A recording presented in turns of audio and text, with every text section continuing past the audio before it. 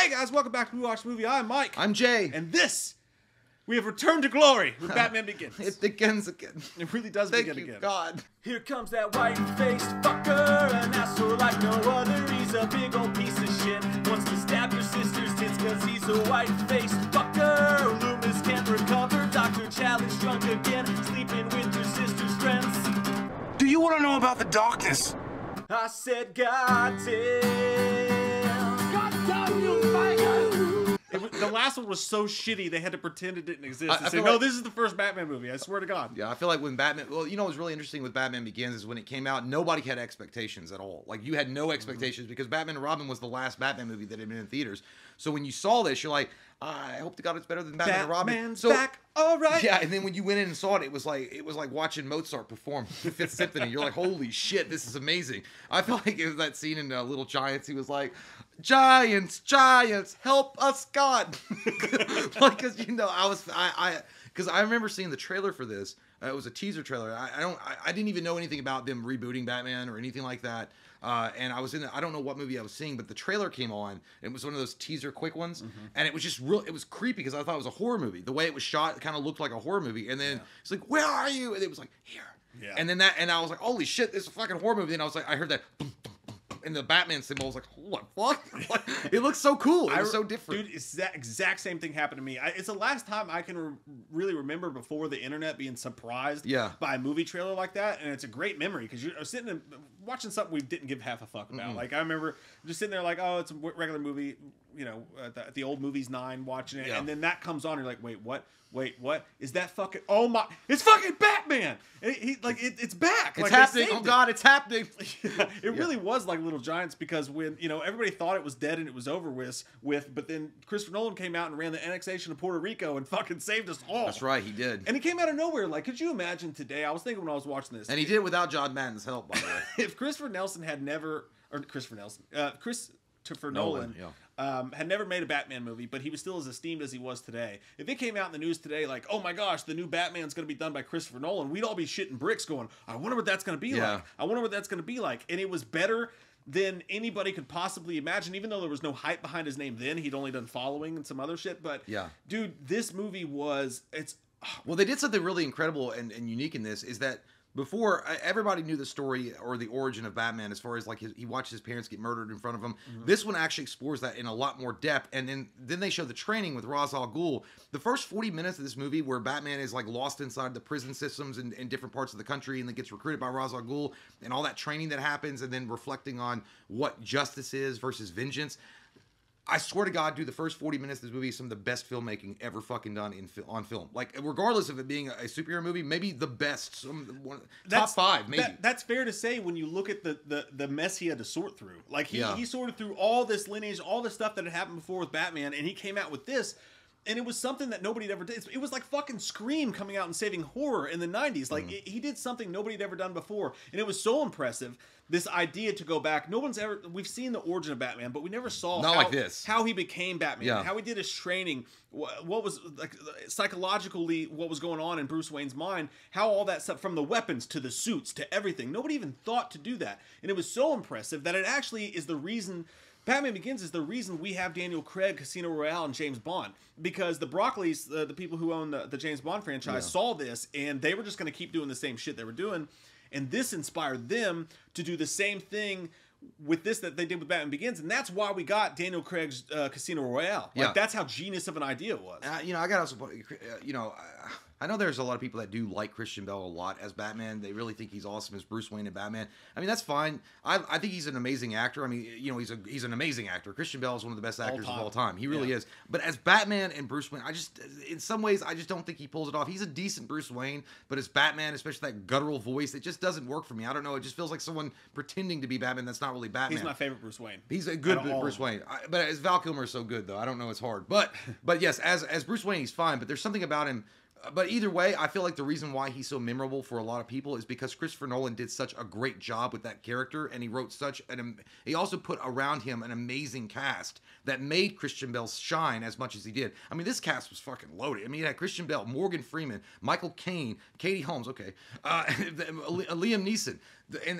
Like it had Gary Oldman as Commissioner Gordon in this. He's Sergeant Gordon, but I mean, god damn, it was loaded with great actors and talented actors. That's why this movie did so well, and also it felt finally like the director gave a fuck. Like he gave a shit and he wanted to tell a good story that had Batman as a central figure, and he took Batman seriously. He's like, all right, so if a real life guy did this, how would he do it? Like, what would he do? How would he enact these gadgets? It's one of those ideas you go, how the fuck didn't I think of that? Like, that's the most When the obvious, fuck did we get ice cream? It's the most genius idea ever, man. And like nobody did this. So like it was so popular, it was so crazy and such an awesome idea that for 20 years afterwards, I think we're still doing it. Man, oh, they should Batman Begins this. Yeah. They should Batman Begins best this. Suit, by the way, best suit of the Nolan trilogy. Best suit. Yeah, it's my favorite suit of the Nolan trilogy too. But no, and like I said, yeah, Christian Bale is my favorite Bruce Wayne. One of my least favorite Batmans when he's in the suit. He was better in this one than in the other two in the suit. But the reason he's my favorite Bruce Wayne is because A, you got to see him become Bruce Wayne, just like we already talked about. But when he has to realize that he has to do this dichotomy, like when he wakes up that morning and he's all bruised up, and Michael Caine sitting there, he's like, is this the first of many bruises? Yeah. And he wakes up and he does the push-ups and he drinks the green shit.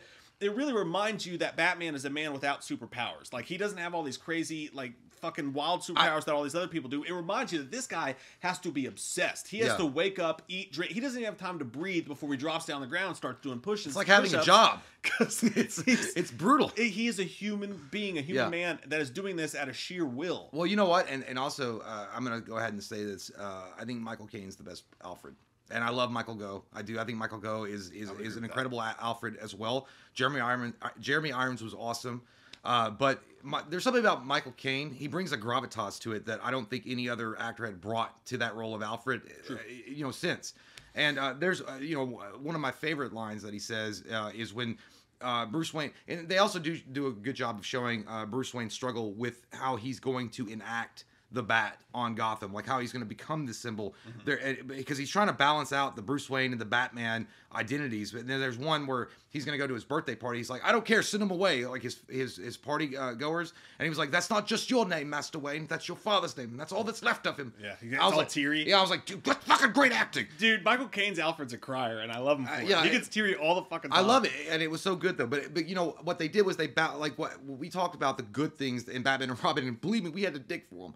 But like it was the familial relationship that they built on between Alfred and Bruce Wayne, and they kind of did that in Batman Forever. But in this one, they balanced it out with the action, the mystique, the mystery, and the familial bonds that tied Alfred and Bruce Wayne together perfectly. And that's why Nolan's Nolan. I mean, and he does a great job. And I also like that Nolan. And when I say that Nolan gave a shit, when I go back and also say again, it really did feel like if this was real life. If there were no Superman Metropolis, if there were no other superheroes, but if it was a real-life billionaire guy, how would he enact practical inventions or gadgets to really become Batman? And he does that masterfully. When you really sit down and think about that, when you think about what you just said, the fact that they have to, like, he sat down with all this Batman shit and was like, I'm going to do this, but I'm going to take every aspect of this and I'm going to make it realistic. Yeah. Every single bit of it, I'm going to make it make sense in today's world. When you realize what went into that, it makes it one of the best superhero movies of all time. I mean, it really fucking does, because nobody had done this before. Nobody had done this in this way, and he fucking nailed it.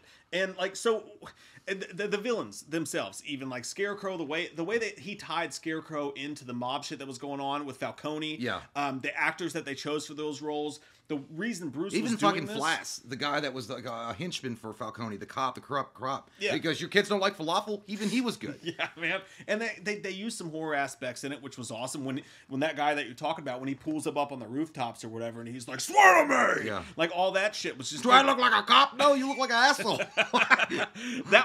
By the way, I think that was, as Batman, that was Christian Bale's best acting performance, was in that scene, and when he first started dropping in on people as Batman for the first time, and just the way that he creates his relationship with Gordon, but even when he was Bruce Wayne and he showed the gun to Katie Holmes and then she slaps him, and then he goes into the Carmine, pissed me off when she hit him that second time. That was unnecessary. Yeah, I was like, one time's enough. He got the message. Okay, you could have scratched his eye, lady. But he goes in there and he sits down. He goes, I want to show everybody in town that not everyone's afraid of you, or I want to show people that we're not all afraid of you. Yeah. I loved Carmine's response. He was like, you think you know about something, and you come down here, don't come down here with your anger, and you're trying to do something. He goes, I got a judge, I got a couple off-duty police officers, and I can blow your head off.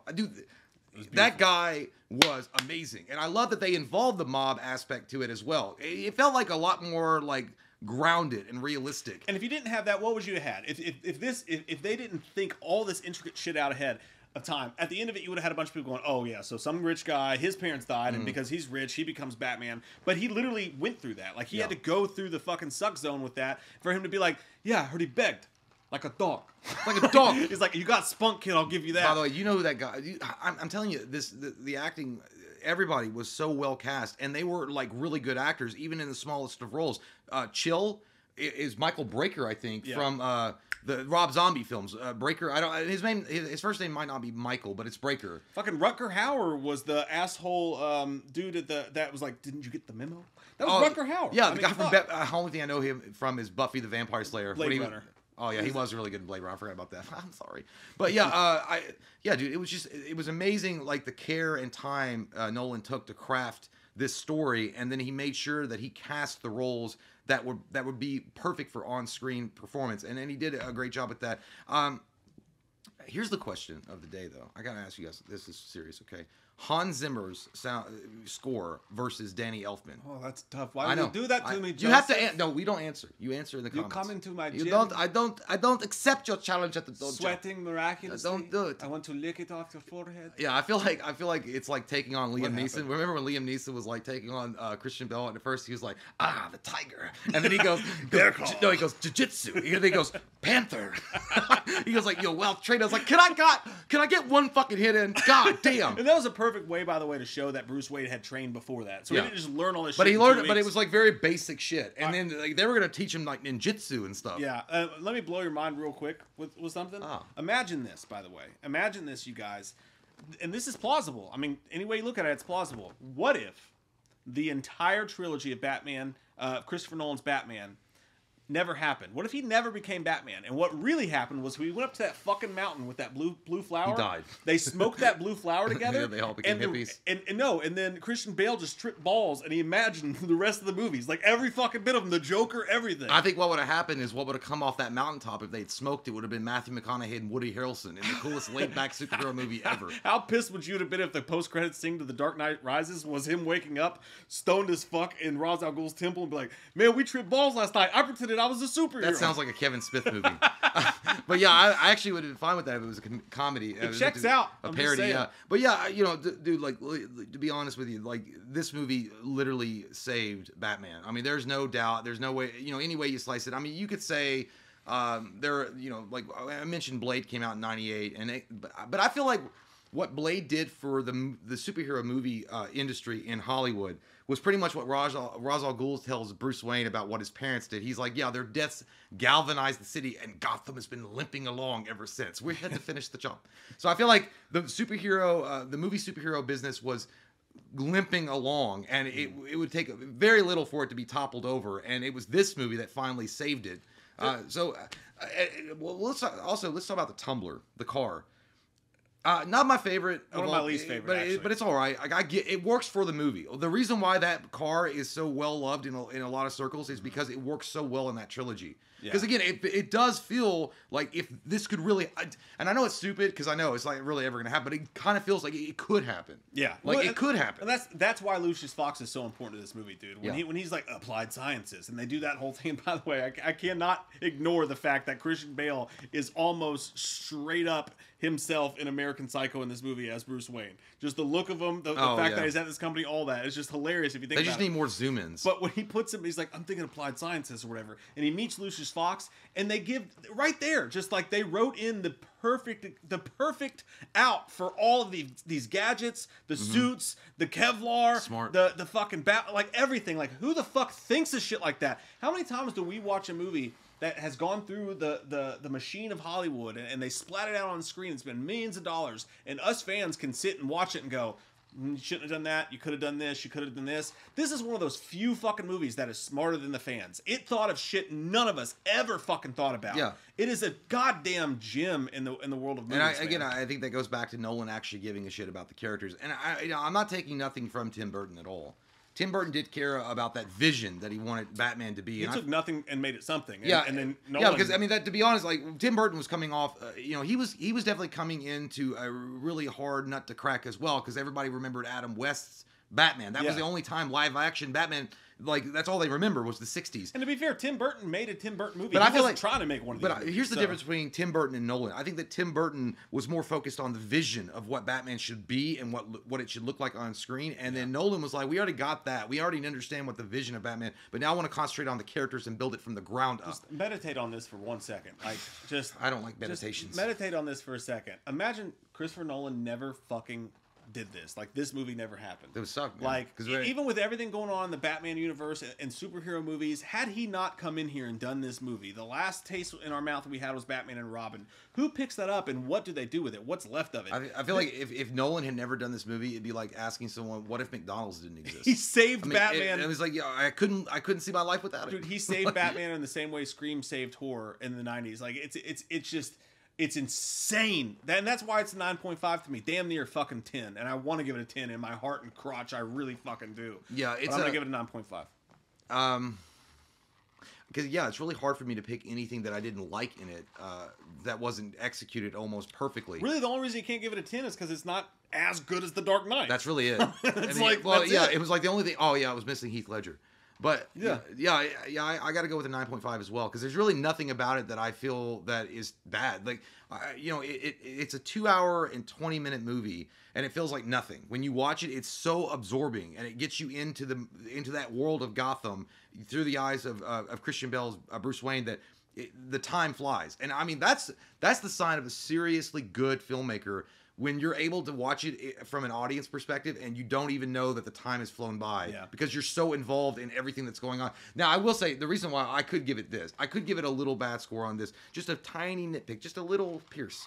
The Cillian Murphy with Scarecrow, I feel like Jonathan Crane is a really, really good character. Scarecrow himself could have his own movie. I feel like Scarecrow could have been a sequel character. And I mean, obviously, if that had been the case, we would have got the amazing performance by Heath Ledger. But I'm just saying, if they wanted to move forward with the Batman movies, The Dark Knight could have literally been Cillian Murphy and just focused only on him. Because I feel like Ra's al Ghul and that arc really just overshadowed, and he was just kind of like a back character. I was far more interested in Scarecrow than Ra's al Ghul, because we told the Ra's al Ghul in the first half. Yeah. And then it kind of felt like they forgot Scarecrow a little bit and like more focused on Ra's al Ghul. But he's a great character. Jonathan Crane Scarecrow is an awesome character. He is. And I also kind of that's a problem. We'll get to that when we get to The Dark Knight, which will be a live stream, by the way. But I feel that way about Dark Knight. I feel like Joker should have had that show. I don't think we should have gone Two-Face in that movie. But that was standing. I think the reason I actually give it a 9.52 instead of a 10 is just in that final act, I think things do get a little bit convoluted. Like, there's a whole lot going on, and this movie could not have done anything with. Well, yeah, they had to do another hour. Yeah, when you break out the water machine system, when they're gonna do that, when Scarecrow's gonna do the thing, it was kind of funny to hear Morgan Freeman was like, unless you have a microwave emitter. I was like, what the fuck are you talking about? Yeah, they went kind of crazy at the end, and they had a lot to deal with. But dude, just like, I don't know what to say about this movie. And just one more time, I just want to mention Bruce Wayne himself, like Christian Bale as Bruce Wayne, my favorite Bruce Wayne of all. The way that they built him up in the beginning. You like him better than Affleck? I do, yeah. Dude, just the way that he had to learn to come into, like, he had to learn to pretend to be a rich asshole. And they really delved deep into that when he's like, you see, I just bought this hotel. That was good, yeah. And set some new rules about the swimming area. That whole thing. And the scene, oh, dude, I love the fucking scene when he's talking to Rachel. When he's walking out and he's with the models and he's pretending to be Bruce Wayne so he can be Batman. It's part of his obsession. And Rachel walks in and she sees him for the first time in forever. Oh, I gotta say something about that too. She sees him for the first time forever, and she's like, you know, what are we gonna do when all the good people are swimming? And he's like, you know, Rachel, underneath this whole facade, he's like, I am more.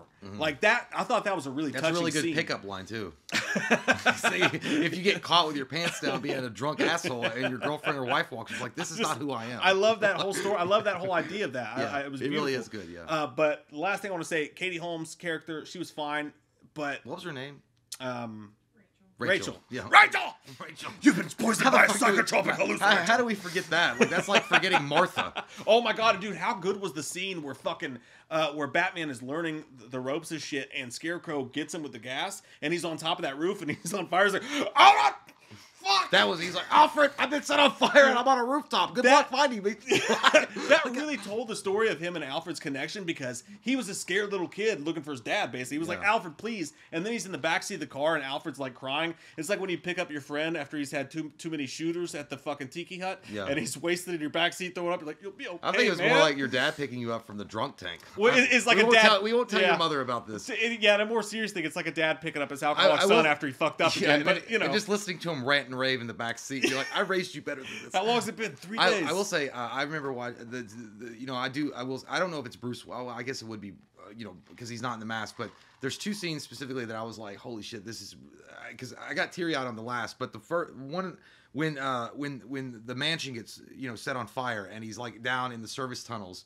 And he has that moment with Alfred, and he was like, I really messed up, Alfred, and whatever. And he was like, why do we fall, Bruce? So we can, and he was like, you never gave up. And he goes, never.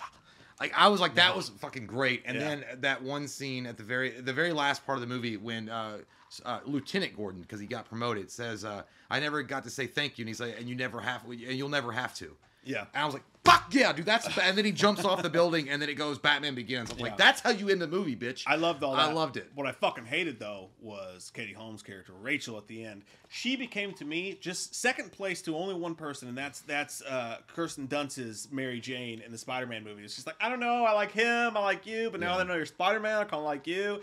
Like, she gave him shit this entire fucking movie, right? She's like, and then everything was supposed to be good. You're a piece of shit. I'm going to smack you in the face. You're an asshole. And then he runs off and he goes and he makes himself fucking Batman, right? And then he comes back and now he's this super rich guy and he's living this life. And then she's like, that's not good enough. Then he tells her he's Batman and she's like, oh my God, you're Batman. And then when he's Batman at the end and he just saved the city, she's like, but where's the Bruce I used to know? It's like, didn't you hate him? Didn't you fucking hate him? Didn't you call him a coward? And that, someone that your father would be ashamed of? He turned himself into fucking Batman and saved the city. And she's like, but then what happened to the Bruce I used to know? You're like, what the fuck do you want, Rachel? But I'll be honest. Seriously. Thank God it didn't happen, because I want Batman to be solo. Yeah. Like, because that would have been like a Vicky Vale complication thing. And they deal with that in The Dark Knight when he has to watch her have a relationship with Harvey Dent. But in The Dark Knight when she dies, I'm like, good. You fucking deserve that. First off, I like Maggie Gyllenhaal. She's a way better actor than Katie Holmes, but at the same time, I was like, that character itself, I don't care. Yeah, why don't you make up your goddamn mind? And then, of course, in Dark Knight Rises, you have to have Catwoman in there somewhere, because of course you do. Like, she's got to be in the fucking movie somewhere. But yeah, anyways, 9.5. Probably fucking 10 if we're being honest with ourselves, but we'll lie to ourselves and say it's 9.5. Well, no, you're right, because you can't give it. You can't triple step a double stamp. That's the only fucking reason, Lloyd. Because you got Dark Knight coming up in the horizons. God damn it! But Dark Knight's only. I won't give it away. Look, it's a 10. I'm gonna say 9.5, but it's a 10. Don't worry Put yourself some respect on Batman Begins. Don't worry yourself with the plans of these scary people. Nice coat. Hey, we love your fucking faces. Thanks for watching this. What do you guys think about all the stupid shit we just mouthed off on? Comment down below. We love your fucking faces. See you guys on a live stream on whatever the fucking day is next that we do a live stream on. I'll put that down below when I post this piece of shit. Just so you guys know, it's not who we are underneath, but if you subscribe, that makes it better. I like the way he emphasizes. He's like, yeah. But what I do. Yeah, it was like he wanted to make sure that she knew it was him. Dude, that was the greatest moment. I think that's why he wanted to make sure that he's like, I want you to know it's me underneath. Yeah. he didn't hold on to that secret for long. He's like, yeah, I'm a badass. By the way, that one scene when she electrocuted him and he was like, that was cool as shit though. He looked badass. I was like, I'll bet your quads are hurting, because he was like bent up on the little gate. But yeah, anyway.